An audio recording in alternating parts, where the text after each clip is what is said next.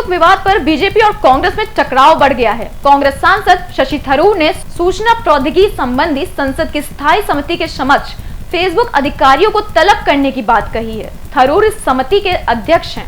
भाजपा ने थरूर के बयान पर कहा है कि समिति अपने सदस्यों से विचार विमर्श करने के बाद ही कोई फैसला कर सकती है। देखिए एक खास रिपोर्ट।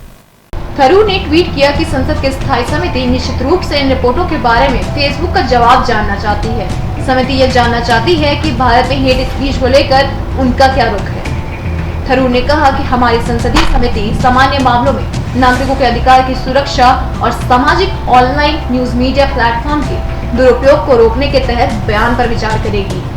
यह विषय समिति के अधिकार क्षेत्र में है और पिछले दिनों फेसबुक को तलब किया गया था।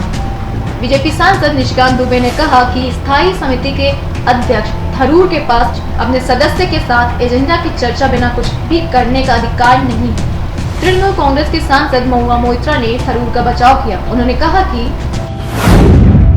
कब किस एजेंडे को रखना है और किसे तलब करना है, ये सांसद की स्थायी समिति के अध्यक्ष का अधिकार है। समिति के एजेंडे पर पहले ही सहमति बना ली गई थी और उसे स्पीकर की अनुमति के साथ वर्ष की शुरुआत में ही तय कर लिया गया था।